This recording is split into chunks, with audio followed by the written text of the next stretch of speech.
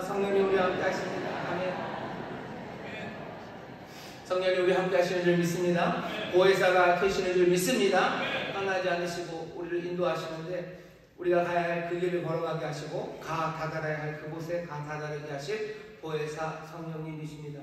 우리가 아버지의 품에 안길 겁니다. 새 하늘과 새 땅, 새 예루살렘, 그곳에 가 다다를 겁니다. 그때까지 정말로 그곳에 제대로 갈 수 있도록 보혜사 성령님 때로는 우리와 함께 우시고 또 우리와 함께 기뻐하시고 때로는 우리를 책망하시고 때로는 우리를 위로하시고 우리에게 힘주시며 그 길을 걸어가십니다. 성령님 함께 하시면 부족함이 없습니다. 우리가 구해야 할 것이 많지만 가장 좋은 것은 성령님입니다. 우리가 구할 때 하늘아버지 좋으신 아버지가 우리에게 좋은 것 주시는데요, 우리가 구할 때 성령을 주시지 않겠느냐라고 말씀하셔요. 성령님 늘 구하며 살아가시고 성령이 함께 하심을 여러분들 점점 더 깊이 체험하셔서 온전한 믿음에 또 꺾이지 않는 소망으로 살아가는 우리 모두가 되기를 주의 이름으로 축원합니다. 자, 오늘 성령 충만으로 채우시는 이날 우리에게 주시는 말씀은 요한계시록 2장 12절서부터 17절까지 말씀이고요. 설교의 제목은 날카로움을 잃지 말라라는 제목으로 말씀을 나눌 겁니다. 날카로움을 잃지 말라라는 제목입니다. 오늘 우리가 읽은 본문 제일 마지막 17절에 보면 귀 있는 자는 성령이 교회들에게 하시는 말씀을 들을지어다 라고 하십니다. 오늘 특별히 성령 강림절입니다. 성령이 교회들에게 하시는 말씀, 성령이 인천순복음교회 하시는 말씀, 또 성령님께서 여러분들에게 하시는 말씀에 귀를 기울이셔서 다른 어느 때보다도 성령님이 전하시는 그 말씀 안에 새롭게 변화되는 우리 모두가 되기를 주의 이름으로 축원합니다. 오늘은 세 번째 교회입니다. 에베소, 서머나 그리고 버가모입니다. 에베소부터 쭉 위로 올라갔죠. 에베소 그리고 서머나는 해안가 도시고요. 버가모는 그보다 조금 더 내륙으로 들어간 도시입니다. 오늘 본문을 보면 13절에 네가 어디 사는 것을 내가 아노니 거기는 사단의 위가 있는 데라 라고 주님이 말씀하셔. 버가모 교회 성도들에게 주님 말씀하시면 난 네가 어디 사는지 안다요. 버가모에 살지 그곳은 사단의 위가 있는 곳이다 라고 주님이 말씀하십니다. 사단의 위 할 때 그 위는요 자리라는 뜻이에요. 아니면 보좌, 뭔가 힘있게 앉아있는 그곳, 사단이 아주 힘있게 뭔가 역사하는 곳이 버가모입니다. 버가모가 사단이 역사하는 곳, 사단의 권세가 있는 곳이면 뭔가 이상한 무슨 뭐라 그래야 되나요? 좀비들이 살고 그런 도시일 거라고 생각하는데 그렇지는 않습니다. 버가모라는 도시는요 굉장히 특별합니다. 에베소도 그렇고 서머나도 그랬지만 버가모도 만만치 않습니다. 버가모라는 이 도시가 유명한 것은요 로마와의 관련해서 유명합니다. 로마의 총독이죠. 로마의 행정부, 그 지역을 다스리는 그 행정부가 버가모에 있었고요. 또 로마의 황제를 숭배하는 신전이 그 지역에서 최초로 지어진 곳이 바로 버가모입니다. 버가모에는 로마의 총독이 있어요. 버가모에는 로마의 황제를 숭배하는 신전이 있습니다. 그리고 버가모는 어떻게 생겼냐면요 이렇게 불쑥 솟아난 언덕처럼 생겼습니다. 그러니 폼이 나요. 불쑥 솟아있고요. 그 위에 성이 있습니다. 그러니 뭔가 권세 있는 모습으로 보입니다. 높이 솟은 언덕 같은 산 위에 성체를 지어놓으면 공격은 어렵겠죠. 늘 방어하기가 쉬운 곳입니다. 그러니 뭔가 힘 있는 사람들이 자기의 권세를 지키기 위해서 자리 잡을 만한 곳입니다. 어제는 그래서 사단의 위라고 이름을 붙였는지도 몰라요. 로마가 사단의 하수인처럼 쓰임받았고 또 그 모양 자체가 뭔가 힘 있는 곳처럼 보였기 때문에 사단의 위라고 불렸을 수 있습니다. 하지만 그것만은 아니에요. 이 높이 솟은 이 도시 위에는요 온갖 신전들이 많습니다. 제우스를 섬기는 신전도 있었고요. 아스클레피오스라고 여러분들 의로의 신입니다. 의술의 신이에요. 그래서 요즘도 무슨 의사분들 그런 단체나 아니면 의료기관들에 보시면 이렇게 뱀이 이렇게 돼 있는 그런 모습이 있을 겁니다. 아스클레피오스의 상징이 뱀입니다. 그러니 뭔가를 치유하는 신, 의료의 신을 섬기는 신전이 또 유명하게 버가모에 있었습니다. 많은 신전들이 그 언덕 위에 있어요. 그러니 모양이 어떻게 보여요? 사단의 자리처럼 보이기도 합니다. 게다가 아스클레피오스, 그 의료의 신으로 유명했던 버가모에 뱀이 있는 걸 보면 그 뱀의 상징, 그러면 사단, 그런 그림이 그려집니다. 버가모는 여러 의미에서요 사단의 위, 사단이 있는 곳처럼 보입니다. 하지만 말씀을 좀 읽어보다 보니 이런 모든 것들이 합쳐져서 하나 더 있습니다. 뭐냐면 버가모가 유명한 것 하나는요, 버가모 도서관입니다. 버가모의 도서관이 유명해요. 세계에서 가장 유명한 도서관은 아주 고대에는요, 알렉산드리아에 있었습니다. 이집트의 그 알렉산드리아 그 항구에 어마어마한 도서관이 있었어요. 그래서 그곳에 세상에 있는 모든 책들을 다 모으겠다고 아주 야심차게 계획을 하고 그 일들을 진행했었습니다. 그런데 알렉산드리아 도서관만큼은 아니어도요, 뭔가 맘먹을 만한 도서관 하나가 버가모에 있었습니다. 그래서 버가모에서 만들어진 것 중에 유명한 것이 양피지예요. 여러분 양피지 아시나요? 뭐 양이나 아니면 뭐 염소나 그런 가죽 같은 거를 쫙 펴는 거죠. 계속 무드질을 해서 편 다음에 거기에다가 글을 쓰는 겁니다. 양피지를 만든 곳이 버가모입니다. 버가모에서 양피지가 만들어졌어요. 왜냐하면 알렉산드리아는 이집트죠. 이집트가 유명한 건 파피루스입니다. 예전에는 뭐 중국에서는 종이를 만들었는데 예전에 뭔가 글을 쓰기 위해서는요, 뭐 진흙판에다가 쓰든지 아니면 돌에다 쓰든지 아니면 조개에다 쓰든지 달리 뭐 이렇게 쓸만한 장비가 없죠. 그러니 발전된 것이 파피루스입니다. 갈대의 일종이에요. 그 식물의 그 섬유질이죠. 그걸 잘 펴서 거기다 글씨를 쓰게 하는 거 파피루스가 그 필기에 종이로 사용되었었는데 알렉산드리아 도서관에 있는 책들은 당연히 파피루스로 되어 있을 겁니다. 근데 알렉산드리아가 싫은 거예요. 버가모가 큰 도서관을 만드는 게 싫죠. 그러니 파피루스를 안 보내줍니다. 그러니까 버가모는 어쩔 수가 없어요. 자기들도 책을 만들어야 되겠는데 뭐 피로는 발명의 어머니죠. 그러니 만들어낸 게 양피지입니다. 그 동네에 뭐 양 치는 사람들 많으니까 양, 염소 그 가죽들 쫙쫙 펴서요. 거기다가 글을 썼어요. 그래서 버가모 도서관이 굉장히 유명합니다. 그렇게 생각해보면 버가모에는요, 부족한 게 없어요. 로마의 총독이라는 행정력이 있습니다. 버가모 도서관이라는 어쩌면 마음의 양식이 가득한 곳이에요. 제우스 신이 있어요. 아스칼레피오스. 그리고 의료의 신이 있습니다. 우뚝 솟은 도시에 그 뭐죠? 성곽도 갖추고 있습니다. 버가모라는 도시는 뭔가 완비된 도시예요. 에베소만큼 그렇게 사람이 많은 도시가 아닙니다. 하지만 부족함이 없는 완비되어 있는 도시입니다. 사단의 위가 어떻게 그렇게 됩니까? 왜 그곳이 사단의 위가 됩니까?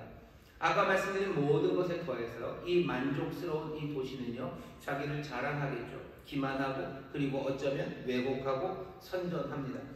사단은 거짓을 말하는 영이에요. 거짓의 압입니다. 이곳 버가모에는요, 거짓이 가득합니다. 어떤 거짓이요? 사람들은 그렇게 생각하지 않겠지만 주님이 볼 때는 사단의 위 거짓이 가득합니다. 만족할 수 있다는 거죠. 버가모의 도서관이 너희를 만족시킬 수 있고, 아스칼레피오스 그 의료의 신이 너희를 만족할 수 있고, 로마의 총독이 만족해 줄 수 있고, 그 높은 성과 성곽이 너희를 만족하게 해줄 수 있다고. 세상에 더 이상 필요가 없을 만큼 모든 것들이 갖춰진 도시 버가모는 사단의 위입니다. 어떤 거짓입니까? 너에게 부족함이 없다는 거짓입니다. 만족할 수 있다는 거짓입니다. 왜 그것이 거짓입니까? 주님 없이는 우리의 인생에 만족함이 없는데 버가모는 그것과 전혀 반대되는 이야기를 할 수 있는 도시예요. 돈만 많은 도시도 아닙니다. 뭔가 치료의 신만 있는 도시도 아니에요.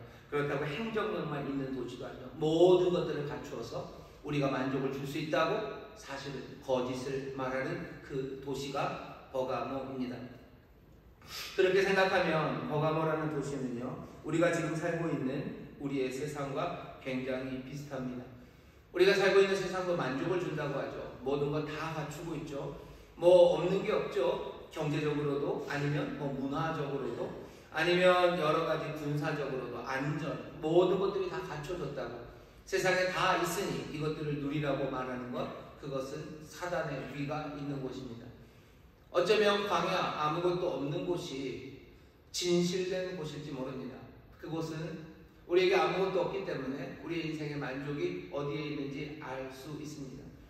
물을 구하기 위해서 하나님 앞에 의지해야 되는 곳이요, 하루하루 먹고 살기 위해서 하나님을 바라봐야 되는 곳입니다. 어디로 가야 될지에 대해서 누가 인도하지 않아요. 오직 주님만이 불기둥과 구름기둥이 인도하는 곳입니다. 버가모 그곳은 광야와는 전혀 다른 모든 것들이 완비된 만족할 수 있는 곳. 하지만 주께서는 그곳을 사단의 위라고 부릅니다. 그것이 거짓말장의 도시예요. 온갖 기만과 그리고 온갖 거짓과 그리고 왜곡이 판을 치는 곳이라고 주님은 지금 판단하고 계시는 겁니다. 우리가 살아가는 세상, 지금의 현재의 이 문화와 이 상태가 어쩌면 버가모만큼이나 꽤나 완비된 상황을 우리가 살아갑니다. 그러니 오늘 말씀은 더더군다나 우리에게 직접적으로 들려지는 말씀이에요. 이 버가모 교회에 대해서 주님이 뭐라고 말씀하시는지 귀 기울여 들으십시오. 12절 보면 버가모 교회 사자에게 편지하기를 좌우에 나의 성검을 가진 이가 가라사대. 오늘 버가모 교회 말씀을 전하시는 이는 어떻게 소개되냐면요, 좌우에 날선 검을 가진 분으로 소개됩니다. 날카로운 검을 가지셨어요. 좌우에 날이 서 있습니다. 이건 찌를 거예요. 히브리서 4장 12절에 보면 우리가 잘 아는 그 말씀이 있습니다. 하나님의 말씀은 좌우에 날선 검 같아요. 그래서 우리의 심령과 골수를 찔러 쪼갭니다. 그러니 찔러 쪼개니 어느 것 하나도 드러나지 않는 것 없어요. 말씀 앞에 모든 것이 드러난다고 하셨던 히브리서 4장 12절 말씀이 생각이 납니다. 좌우에 날선 검을 가지시니가 처음으로 드러내는 거예요. 내가 네가 어디 사는지 안다. 사람들은 거기에 만족함이 있고 거기에 모든 것들이 갖춰졌다고 말하지만 주님은 아십니다. 좌우에 날선 검을 가지시니가 정확하게 판단하십니다. 거기는 사단의 위가 있는 곳이요, 사단의 자리가 있는 곳입니다. 그곳에서 살아가는 사람들, 버가모 교회 성도들은 어떻게 삽니까? 그리고 예수님, 주님은 어떻게 살라고 말씀하십니까? 오늘 말씀 보면 칭찬을 먼저 하셔요. 13절 보시면 네가 어디 사는 것을 내가 아노니 거기는 사단의 위가 있는 데라. 네가 내 이름을 굳게 잡아서 내 충성된 주인 안리바가 너희 가운데서 곧 사단에 거하는 곳에서 죽임을 당할 때에도 나를 믿는 믿음을 저버리지 아니하였도다. 칭찬하시죠. 안리바라는 순교자가 있었습니다. 아마도 폴리캅처럼 순교했는데 폴리캅만큼 유명하지는 않았던 것 같아요. 하지만 폴리캅보다 훨씬 더 먼저 순교당한 거죠. 폴리캅이 편지를 받고서 60년이나 지나서 순교했지만 여기 안리바는 이 편지를 보낼 때 벌써 순교를 당했습니다. 아마 로마의 행정부가 거기 있었기 때문인 것 같아요. 서머나에서는 그냥 유대인들이 뭔가 고자질을 하고 뭐 그 정도의 문제였지만 버가모에서는 벌써 한번 칼을 가졌던, 힘을 가졌던 로마에 의해서 순교자가 나왔습니다. 죽음으로 위협하는 그 자리에서 버가모 사람들, 특별히 안리바가 순교당할 때 이 버가모 교인들은 믿음을 버리지 않았습니다. 죽음 앞에서도 믿음을 버리지 않았던 사람들이요, 죽음의 위협 앞에서도 이 사람들은 믿음을 지켰습니다. 예수님 거기에 대해서 칭찬하셔요. 그러나 내게 두어 가지 책망할 것이 있나니 거기 내게 발람의 교훈을 지키는 자들이 있도다. 발람이 발락을 가르쳐 이스라엘 앞에 올무를 놓아 우상의 제물을 먹게 하였고 또 행음하게 하였느니라. 이와 같이 내게도 니골라당의 교훈을 지키는 자들이 있도다. 책망하시는 말씀이 14절 15절에 나옵니다. 어떤 상황이기에 책망하십니까? 아주 단호하게 책망하시는데요, 버가모 교회의 상황을 어디다 비유하시냐면 발람 때문에 엉망이 되었던 이스라엘에 비유하십니다. 발람과 발락의 이야기를 여러분들이 잘 아시면 설교가 짧아질 텐데 조금은 설명을 해야 될 것 같습니다. 민수기 읽어보시면 돼요. 민수기 22장, 24장 꽤 길죠? 굉장히 민수기에서 3장에 걸쳐서 발람의 이야기를 합니다. 이스라엘 백성들이 광야에서 지내다 40년이 거의 다 됐어요. 이제 약속의 땅으로 들어가면 됩니다. 마지막으로 들어가는 길에 모압 땅을 지나게 됐습니다. 모압 왕 발락이 이 거대한 무리가 자기의 땅을 지나가는 게 두려운 거예요. 원래 지나가면서 뭐 아무것도 안 하고 지나가겠다고 말은 하지만 그것을 어떻게 믿습니까? 지나가다 갑자기 돌변하면 감당할 수가 없어요. 그러니 이스라엘을 가만둘 수 없겠다라고 생각해서 당시 아주 유명했던 예언자 내지는 주술사 발람을 초빙합니다. 그리고는 뭐라고 그러는 거예요? 신의 이름으로 이스라엘을 저주하려는 거예요. 발람, 네가 저주하면 너는 아주 영빨이 센, 그렇죠? 그런 예언자 주술사니까 네가 저주하면 이스라엘이 저주를 받을 거라고 발람에게 돈을 주고 부릅니다. 하지만 이야기는 여차저차해서요, 발람은 이스라엘을 저주할 수가 없어요. 뭔가 저주의 말을 꺼낼 때마다 항상 축복의 말이 나옵니다. 그럴 수밖에 없죠. 그러고서는 그냥 돌아갑니다. 그게 24장의 끝이에요. 근데 25장에 보면 바로 이어지는 25장 1절, 2절, 3절은 이스라엘이 시팀에 머물러 있더니 그 백성이 모압 여자들과 음행하기를 시작하니라. 그 여자들이 그 신들에게 제사할 때 백성을 청하매 백성이 먹고 그들의 신에게 절함으로 이스라엘이 바알보올에게 부속된지라. 여호와께서 이스라엘에게 진노하시니라. 발람은 갔는데 갑자기 이스라엘이 시딤에 있을 때 모압 여자들이 막 오기 시작합니다. 그냥 어쩌다 그렇게 된 것은 아니에요. 24장과 25장 사이에 뭐 어떤 일이 있었는지 설명은 없지만 나중에 민수기 뒤쪽에 가면 그 설명이 있습니다. 민수기 31장 16절에 보면 보라 이들이 발람의 꾀를 쫓아 이스라엘 자손으로 부올의 사건에 여호와 앞에 범죄케 하여 여호와의 회중에 연병이 일어나게 하였느니라. 민수기 31장 16절을 보면 또 이 발람을 칼로 죽였던 31장 8절 말씀을 보면 발람이 저주하다가 돈만 받고 그냥 간 것은 아니야. 저주를 하면 안 됩니다. 하니까 꾀 하나를 알려준 거죠. 발락에게 준 꾀는 모압 여자들을 보내고 그래서 이 이스라엘을 우상 숭배하는 데로 초청하고 그래서 이스라엘을 여호와에게서 떠나 바알 부올에게 부속되게 하라고 바알 부올에게 속하게 하라고 그렇게 작전 하나를 알려줍니다. 저주를 날리는 것 그것으로는 되지 않아요. 하지만 방법은 뭡니까? 조용히 사람들을 편안함으로 이끄는 거죠. 광야에서 40년을 살았던 사람들입니다. 메말랐고 어쩌면 지나갈 때 사람도 없었고 그리고 환영하는 사람도 없었던 이 사람들을 모압 여자들이 환영하기 시작하는 거죠. 모압 여자들이 평안을 주는 거죠. 위로하고 또 그 사람들에게 먹을 것을 주고 즐거움으로 또 성적인 것으로 이 사람들을 꼬여내기 시작합니다. 상황은 급변하기 시작하죠. 이스라엘의 몇몇 사람들이 아니 어쩌면 꽤나 많은 사람들이 거기에 동참하기 시작합니다. 광야에서 메마른 생활을 지냈던 사람들, 그 사람들이 이 안락함에 빠져들어가기 시작하는 거죠. 생사가 걸린 일에 버가모 교회 성도들은 단호했어요. 생사가 걸린 일, 그 일에서는 단호했지만 일상의 사소한 일, 거기에서는 단호하지 못합니다. 그냥 슬슬 넘어가기 시작하죠. 산을 뛰어넘는 사람도 있어요. 하지만 산을 뛰어넘는 사람도 작은 돌부리에 걸려 넘어질 수 있습니다. 오늘 버가모 교회가 지금 당하고 있는 일이에요. 예수님이 지금 보시는 거죠. 불꽃 같은 눈으로 살피시는 일이죠. 날카로운 좌우의 날선 검을 가지시고 판단하시고 심판하신 이가 버가모 교회를 향해서 말씀하십니다. 너희가 그 발람의 꾀를 쫓았던 사람, 그 꾀를 쫓는 것처럼 너희들이 그 일을 한답니다. 이 말씀이 무슨 말씀인지 우리는 금방 압니다. 생사를 왔다 갔다 하는 아주 결정적인 문제들, 거기에 대해서는요 그냥 단호하게 노라고 얘기할 수 있어요. 물론 그것이 쉬운 일은 아닙니다. 우리의 목숨이 걸린 일에 내가 아니다고 분명하게 대답하는 거, 날카롭게 대답하는 거 쉬운 일은 아니에요. 하지만 그 일을 한다고 해서 그 나머지 사소한 문제들, 그것까지 해도 다 단호하게 대답할 수 있는 것, 그건 아닙니다. 버가모 교회의 문제는 어쩌면 모든 교회의 문제입니다. 주변 문화를 향해서 아니다라고 날카롭게 말하는 능력, 그 능력을 잃어버린 겁니다. 사람의 힘에 굴복하는 것 아니고 하나님을 섬겨야 된다고 사도행전에 처음 교회 성도들은 그렇게 외쳤어요. 우리가 사람의 권세에 굴복하는 게 아니라 하나님에게 굴복해야 된다고. 사람의 말을 따라야 되냐, 사람의 힘을 따라야 되냐, 그것 아니라고 분명히 말합니다. 하지만 거기에 사람의 힘, 권세라는 건 꼭 칼을 든 힘만은 아니에요. 칼을 든 힘, 행정력 뭐 이런 것만은 아닙니다. 그 힘 중에서는요 모든 사람들이 다 그렇게 하는데 라는 압력이에요. 그 압력의 힘이 우리를 몰아붙이는 겁니다. 버가모 성도들 어떤 식으로 생각했을지 우리는 압니다. 그런 말들이 들렸겠죠.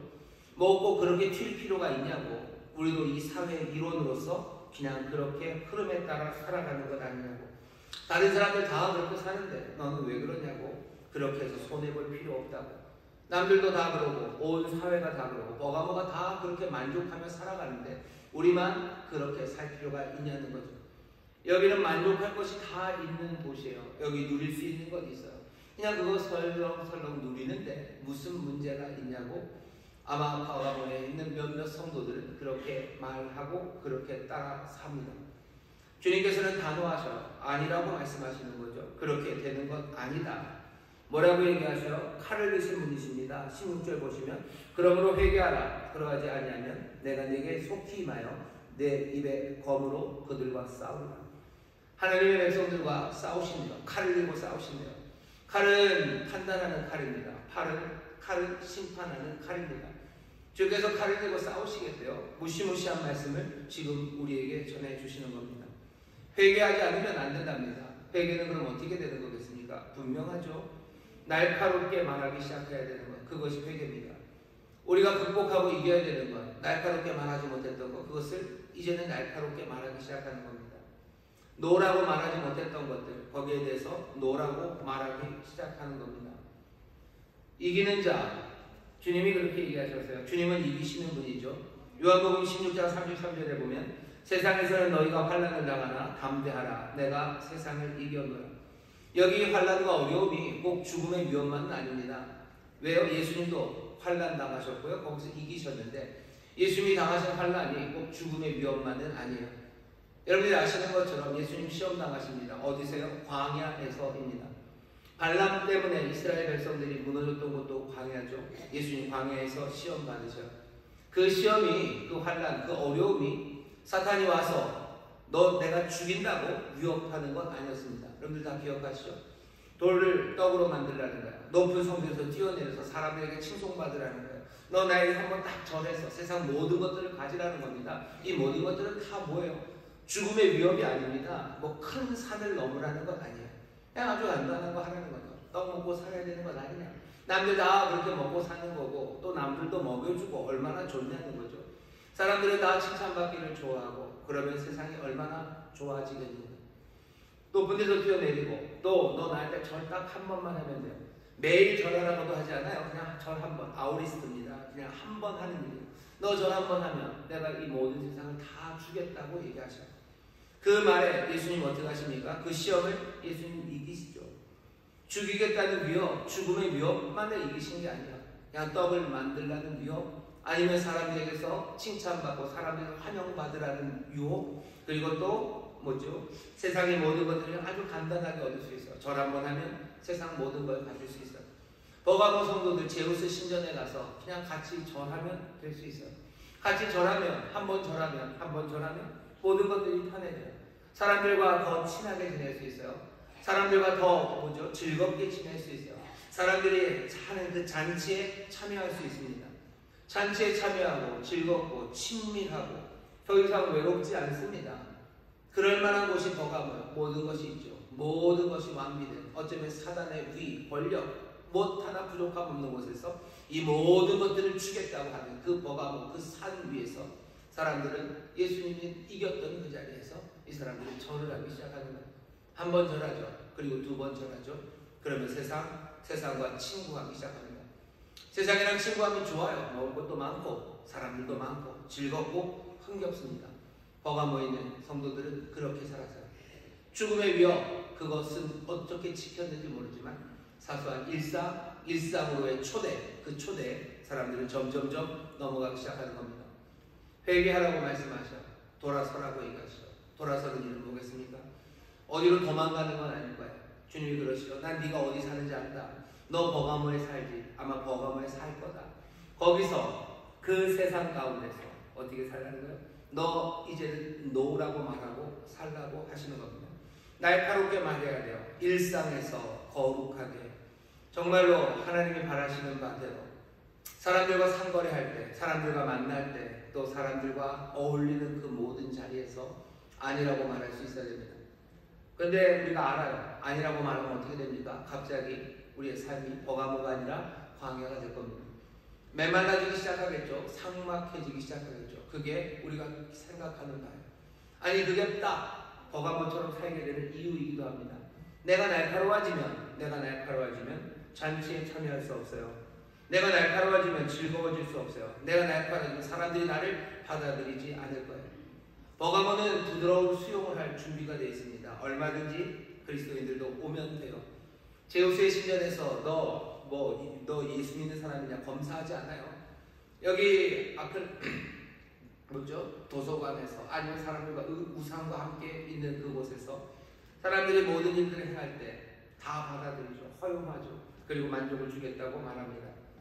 주님이 이 땅에서 살아가시면서 시험을 이기셨어요. 그러면서 뭐라 그러셨어요? 내가 세상을 이겼노라 하신 그분이 우리에게 이기라고 말씀하십니다. 우리에게 이기라고 말씀하셔요.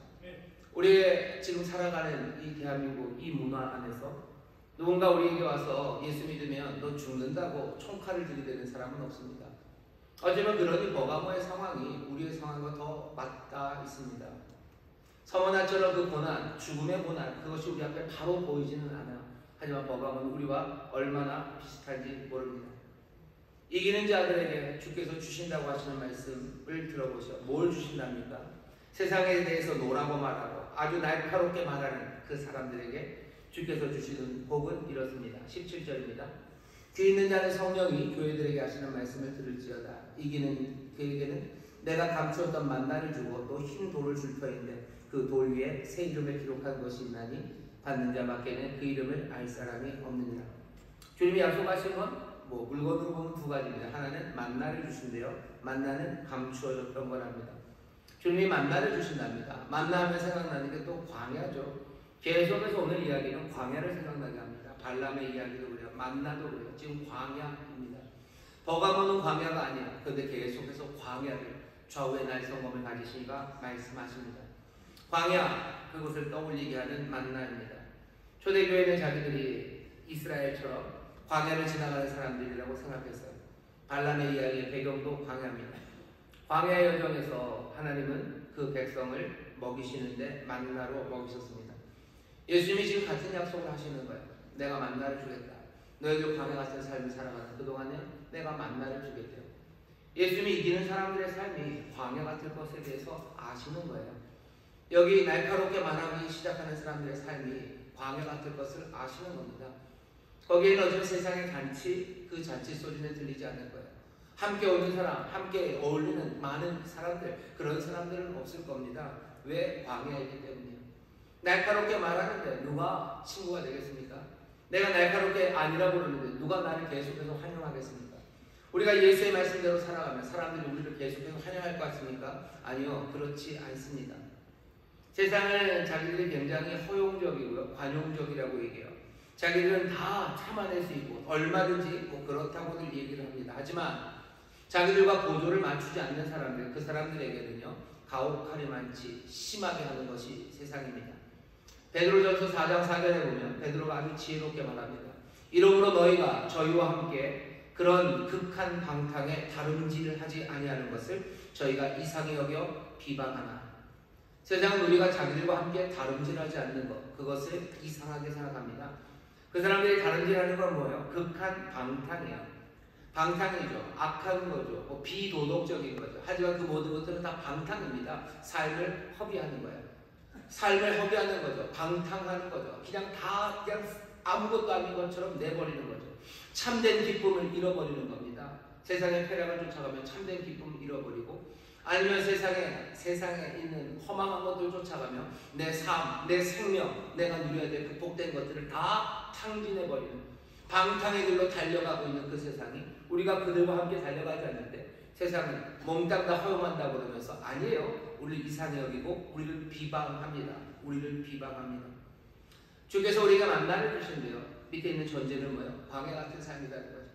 날카로움을 우리가 잃지 않고 정말로 우리의 일상에서도 분명하게 아닌 것을 아니라고 말하기 시작하면 거룩함으로, 그래서 세상의 속됨과 세상의 악함과 세상의 그 비도덕적인 일들과 우상숭배에 참여하지 않으면 우리의 인생은 광야와 같을 겁니다. 하지만 염려하지 마세요. 하나님께서 이스라엘 백성에게 그 광야에서 만나를 주셨듯이 이제 세상의 구원자 되신 우리 주님께서 만나를 주십니다. 이 만나를 소망하시기를 주의 이름으로 축원합니다. 우리는 날카롭게 말하면 우리가 굶주릴 것 같아요. 우리가 날카롭게 말하기 시작하면 우리는 가난할 것 같고 우리의 삶은 텅 빌 것 같고 그렇게 굶주릴 삶을 살아갈 것 같습니다. 우리는 외로울 것 같고 우리는 고립될 것 같고 그렇게 될 것 같은 두려움이 있어요. 하지만 주님은 우리에게 감추어졌던 만나를 주신다고 하죠. 이 삶에 우리에게 부족함이 없게 하십니다. 주님이 우리의 목자예요. 우리가 그 목자를 따라갈 때 우리에게 부족함이 없어요. 버가모는 자기들의 부족함이 없게 하셨다고 하시죠. 하지만 아닙니다. 주께서 우리의 목자가 되셔서 우리에게 부족함이 없게 하실 줄 믿습니다. 내 삶을 채우기 위해서, 내 외로움을 채우기 위해서 세상을 따라가는 사람들이 있어요. 아니, 세상 따라가지 않으면 내 삶이 뒤처지고 내 삶이 막막해질 것 같아서 그냥 세상을 쫓아가는 사람들이 있습니다. 하지만 주께서는 아니, 이겨라. 그거 극복해라. 염려하지 말아라. 내가 만나를 주겠다고 말씀하셔. 내가 비록 광야 같은 삶을 살아도 주가 만나를 주시니 내 삶에 부족함이 없습니다. 오히려 하늘에서 내려 더 복된 것과 선한 것으로 우리를 채워주시는 줄 믿습니다. 또 하나 기억하셔야 돼요. 이 만나는 우리가 이 땅을 살아가는 현재에 관한 이야기만도 아닙니다. 이 만나는 저 새하늘과 새 땅에서 벌어질 잔치를 상상하게 합니다. 결혼잔치예요. 결혼잔치는 항상 먹을 게 있습니다. 요새는 뭘 주셔요? 뷔페를 주셔요. 얼마 전까지는 갈비탕을 주셨고 그전에는 국수를 주셨는데 제가 좀 오래됐죠? 결혼식 잔치에 먹을 게 있습니다. 만나를 주신대요. 숨겨둔 만나. 아직까지는 드러나지 않았어요. 감춰진 만나입니다. 이제 만나는 올 거예요. 감춰졌던 건 뭡니까? 하나님 나라, 하늘나라 감춰져 있어요. 하늘에 감춰둔 그 산과 새 땅, 그 나라에서 우리에게 만나를 주십니다. 잔치, 우리는 그 잔치에 들어갈 겁니다. 우리는 그 잔치에 있을 거예요. 그 세상의 잔치에 참여하지 못하죠. 세상의 왕자길권함에 내가 날카롭게 말하면 거기에 참여하지 못할 겁니다. 하지만 숨겨진 만나를 주께서 주시면 이 땅을 살아갈 때 광야 같아진 그 세상에서 우리의 필요를 채우실 것이고 숨겨진 만나, 그 새하늘과 새 땅, 하늘에 감춰진 그 잔치에 우리를 먹게 하시는 주님이셔요. 주님의 이 말씀을 놓치지 마십시오. 이 말씀으로 사람들은 위로를 받았어요. 내가 이 땅에서 세상을 향하여 날카롭게 말해서 내가 지금 굶고 내가 지금 외롭고 내가 지금 험한 길을 걸어가지만 주가 주시는 만나, 그 만나를 바라보며 그 약속을 기대하며 걸어가는 사람들입니다. 우리는 믿음으로 아버지의 집을 가는 사람이에요. 우리는 믿음으로 그 여정을 걸어가는 사람이에요. 이 소망 없이 걸어갈 수 있습니까? 없습니다. 옆에 있는 분들에게 얘기하셔. 주께서 만나를 예비하셨습니다. 주께서 만나를 예비하셨습니다. 아멘. 만나를 주신대요. 주님이 만나를 주십니다. 주님 만나를 주셔요. 날카롭게 말할 준비 되신 분들, 그렇게 극복하실 분들, 이 약속, 이 소망을 붙잡으시고 주님 만나를 주시고 또 뭘 주신답니까? 흰 돌을 주신다는데 그 위에 새 이름이 쓰여져 있답니다. 그리고 그 이름은 아무도 몰라요. 받는 사람만 압니다. 이 돌, 이렇게 이해하시면 제일 좋습니다. 이 당시에 뭔가 초청장을 받는 거예요. 초청장을 흰 돌에다가 이름을 써서 잔치하는 사람들이 초청장처럼 갖다 줘요. 그럼 잔치날 사람들이 그 돌을 가지고 오죠. 그리고 자기 이름을 보여주고 나다 그러고 들어가는 겁니다. 여기 어쩌면 이 흰 돌도 아마 그런 의미일 겁니다. 잔치에 참석한 손님들에게 주는 그 신분증 같은 초청장 같은 돌이에요. 주께서 우리에게 그 돌을 주신답니다. 무슨 뜻이요? 우리는 초대받은 사람들입니다. 초대받은 사람들이요. 우리는 잔치에 들어갈 겁니다. 누구를 초대합니까? 아는 사람들이에요. 아는 사람들 초대하고 가까운 사람들 초대하는 거죠. 주님은 우리를 친밀하게 여기셔요. 그리고 주님이 우리를 가까이 여기시고 주님이 우리를 초대합니다. 세상은 우리를 초대하지만 우리가 날카롭게 말할 때 세상은 우리를 버릴 겁니다. 우리는 그 밖에 올 거예요. 세상의 잔치에는 참여 못할 거예요. 세상은 더 이상 우리에게 초대장을 보내지 않아요. 처음에는 몇 번 보내지만 우리가 그 방탕하며 그들과 함께 그렇게 달려가지 않을 때 우리를 이상히 여기고 우리를 비방하며 우리에게 초청장 보내지 않습니다. 초대장 보내지 않아요. 하지만 우리의 손에 들려지는 것은 주님이 보내시는 주님의 초청장이에요. 주님이 주님의 잔치에 우리를 부르셔요. 주님께서 우리를 친밀히 여기셔요. 세상의 칭도, 세상의 즐거움, 세상의 잔치에서 우리가 점점점 멀어진다고 해서 여러분 슬퍼하지 마십시오. 주님이 보내시는 초청장, 정말로 참된 잔치, 그 영원한 잔치가 우리 앞에 있는 줄 믿습니다. 초청장 그냥 보내시면 되는데 거기 새 이름을 쓰신다고 그러고요. 그냥 새 이름이라고 그러면 되는데 거기 뭐라고 돼 있어요? 받는 자 외에는 그 이름을 알 사람이 없대요. 받는 사람만 안답니다. 받는 사람만 알까요? 보내는 사람도 사실은 아는 거죠. 받는 사람만 아는 이름이에요. 그 이름을 주님이 써서 보냅니다. 이건 굉장히 뭐라 해야 될까요? 아주 로맨틱한 얘기입니다. 얼마나 친밀하면 뭐 연인들 사이에 자기들끼리 부르는 이름이 있을 거예요. 뭐 어린 사슴아라든지 뭐 이렇게 부르죠. 그럼 옆에 있는 사람 뭔 얘기인지 몰라. 저게 어떻게 어린 사슴이냐, 뭐 있을 빵이 뭔 소리냐 그렇게 싶죠. 하지만 그들은 알아요.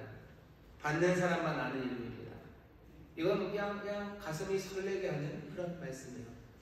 얼마나 가까우면 둘만 아는 이름, 그 이름을 그 돌 위에 씁니다. 모두가 아는 이름 아니야. 둘만 아는 그 이름이 받은 사람만 알아요. 당연히 보내는 사람이 알죠. 난잡한 세상, 그리고 모두가 다 이런저런 뭐죠? 친교라는 이름으로 그냥 그렇게 어울리자고 세상이 우리를 부르지만 여기 날카로운 말, 날카롭게 그 대답을 했던 사람들, 그 사람들에게 주님이 주시는 것은 주님과의 친밀함입니다. 만나 그리고 그 돌, 오직 둘만 아는 이름, 몽땅 다 모여 주님이 환영하시고 주님이 끌어안으시는 거예요. 광야에서 발람의 꾀 모압의 여인들에게 이스라엘이 안겼습니다. 모압의 여인들이 자기들을 맞이한다고 생각했어요. 하지만 그건 아닙니다. 정말 우리를 맞이하고 또 우리와 친밀하게 살아가실 참된 이는 다른 분이 아니라 우리 주님이십니다. 좌우의 날성검을 가진 어쩌면 날카로운 그분은요, 날카롭게 말하는 우리를 가장 친밀하게 끌어안으시는 그런 주님이십니다. 교회에게 주시는 말씀이요, 두려워하지 마소서. 세상에서 환영받지 못하고 세상의 잔치에 내가 끼어들지 못하고 세상이 더 이상 나를 부르지 않을 것 같아서 내가 날카로움을 잃어버렸으니까, 하지만 내가 정말로 날카로움을 잃지 않고 좌우의 날성검을 가지신 그분처럼 그 말씀, 하나님의 말씀, 그 말씀의 날카로움을 우리가 유지할 때 주께서는 우리를 친밀하게 잔치로 또 참된 즐거움으로 우리를 불러주시는 줄 믿습니다. 문제는 뭐예요? 주님이 좌우의 날성검처럼 우리도 날카로워야 되겠죠. 뭘로 날카로워집니까? 다른 건 없어요. 성령, 말씀, 하나님의 검입니다. 전신갑주를 입으라고 하면서 우리에게 원하시는 게 있죠. 성령의 검, 곧 하나님의 말씀을 가지래요. 오늘 말씀 보면요, 분명히 그리스도 주님이 말씀하십니다. 그런데 교회는 성령이 너희에게 하시는 이야기를 들으래요. 이 말은 주님의 말씀이에요. 하지만 동시에 성령의 말씀입니다. 에베소서에서 똑같이 얘기해요. 성령의 검, 곧 하나님의 말씀을 가지랍니다. 하나님의 말씀은 날카로워요. 히브리서 4장 12절이죠. 날카로워요. 성령의 검은 날카로워요. 성령께서 우리로 분별하게 하십니다. 성령의 은사 중에 영분별의 은사가 있어요. 분별하게 하셔요.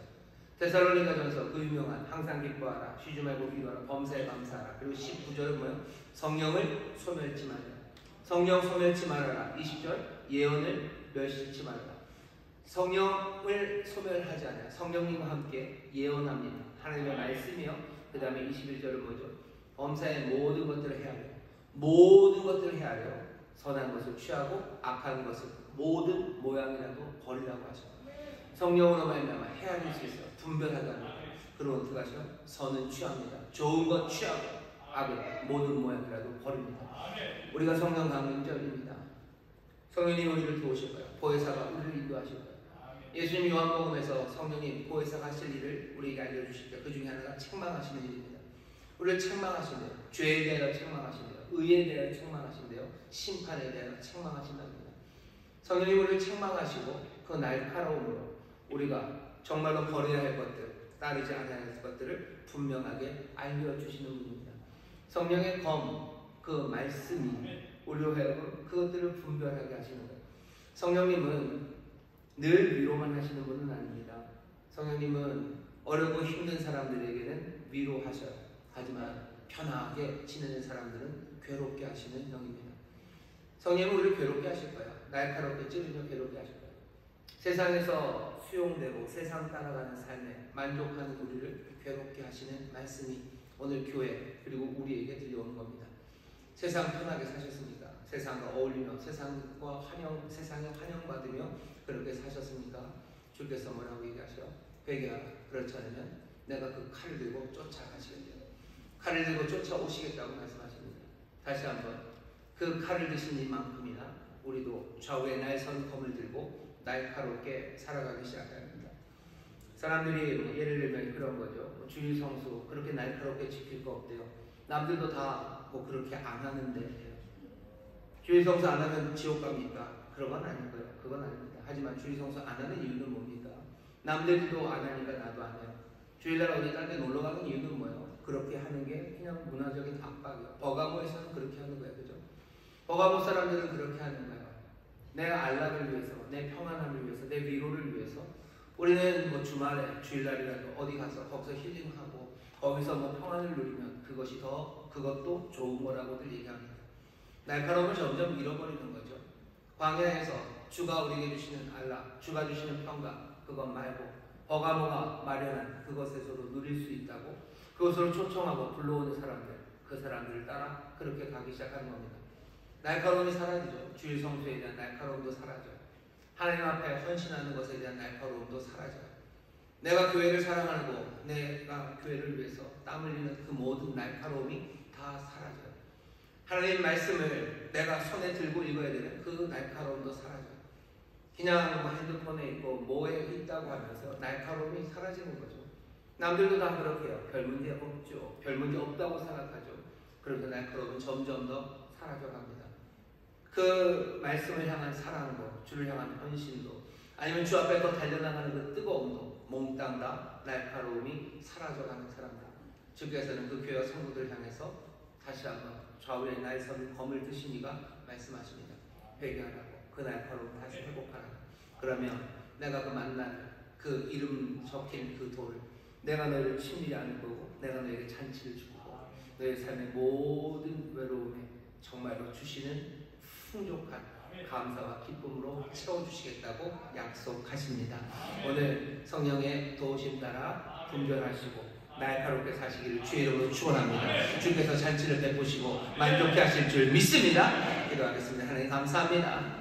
주여, 이 땅을 살아가며 우리가 일상에서 세상의 압력에 아니면 그래도 될 것 같은 생각에 아버님을 점점 더 세상의 따뜻함, 세상의 환대, 세상의 포용 이것들을 따라 살아갑니다. 주님, 날카롭게 살다가는 내 삶이 광야같이 메마를 것 같고 광야같이 메마른 삶에서 외로울 것 같고 그렇게 살기 힘들 것 같아 아버지의 날카로움을 잃어버립니다. 그러나 주께서 좌우에 나의 선검을 가지시니까 오늘 우리에게 주시는 말씀 정말로 하나님의 놀라우신 말씀 성령의 검을 드신 우리 성령님께서 교회에 하시는 말씀을 우리가 듣사오니 요한계시록 2장 12절에서 17절의 말씀을 봉독하겠습니다. 버가모 교회의 사자에게 편지하기를 좌우에 나의 선검을 가진 이가 가라사대 내가 어디 사는 것을 내가 아노니 거기는 사단의 위가 있는 데라. 내가 내 이름을 굳게 잡아서 내 충성된 증인 안디바가 너희 가운데 곧 사단에 거하는 곳에서 죽임을 당할 때에도 나를 믿는 믿음을 저버리지 아니하였도다. 그러나 내게 두어 가지 책망할 것이 있나니 거기 내게 발람의 교훈을 지키는 자들이 있도다. 발람이 발락을 가르쳐 이스라엘 앞에 올무를 놓아 우상의 제물을 먹게 하였고 또 행음하게 하였느니라. 이와 같이 내게도 니골라 당의 교훈을 지키는 자들이 있도다. 그러므로 회개하라. 그리하지 아니하면 내가 내게 속히 임하여 내 입의 검으로 그들과 싸우리라. 귀 있는 자는 성령이 교회들에게 하시는 말씀을 들을지어다. 이기는 그에게는 내가 감추었던 만나를 주고 또 흰돌을 줄 터인데 그 돌 위에 새 이름을 기록한 것이 있나니 받는 자 밖에는 그 이름을 알 사람이